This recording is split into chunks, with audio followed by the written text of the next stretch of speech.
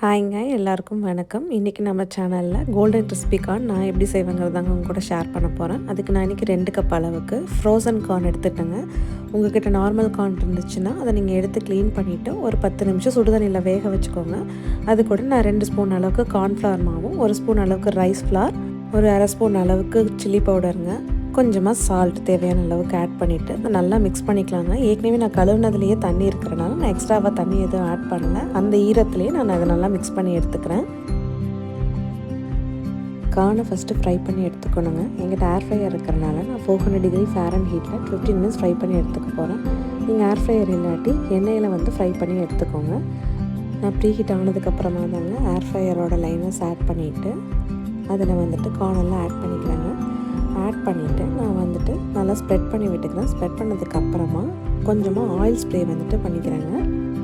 15 மினிட்ஸில் ஒரு பாதி 7 மினிட்ஸ் வரும்போதுங்க திருப்பி நம்ம ஒரு தடவை மிக்ஸ் பண்ணி விட்டுட்டு இன்னும் கொஞ்சம் தேவைப்பட்டால் ஆயில் ஸ்ப்ரே பண்ணிக்கலாம். அந்த டைமில் நான் மறுபடியும் ஒரு தடவை மிக்ஸ் பண்ணும்போதே பார்த்துங்க நல்லாவே ஃப்ரை ஆகி ஸோ அடிஷ்னலாக 2 மினிட்ஸ் மட்டும் வச்சுட்டு நான் ஸ்டாப் பண்ணிட்டேங்க. 15 மினிட்ஸ் வைக்கல, டோட்டலாக 10 மினிட்ஸ் தாங்க ஃப்ரை ஆகிருக்கு. இப்போ அது கூட நான் ஒரு ஸ்பூன் அளவுக்கு சாட் மசாலாவும் கொஞ்சமாக பெப்பர் பொடி ஆட் பண்ணி நல்லா மிக்ஸ் பண்ணி விட்டுங்க. ஹாஃப் லெமன் போல் ஸ்க்வீஸ் பண்ணிக்கலாம். இது கூட நான் கொஞ்சமாக ஆனியன் மட்டும் நல்லா பொடியாக நறுக்கி ஆட் பண்ணிவிட்டுங்க. கொஞ்சமாக கொத்தமல்லி தழை போட்டுட்டு இதை ஃபினிஷ் பண்ணிக்கிறேங்க. அவ்வளோதாங்க, நம்மளோட கோல்டன் கிறிஸ்பி கார்ன் ரெடி ஆகிடுச்சு. கண்டிப்பாக இது எல்லாத்துக்குமே பிடிக்குங்க. நீங்களும் ஒரு தடவை வீட்டில் ட்ரை பண்ணி பார்த்துட்டு எனக்கு எப்படி இருக்குன்னு கமெண்ட் பாக்ஸில் சொல்லுங்கள்.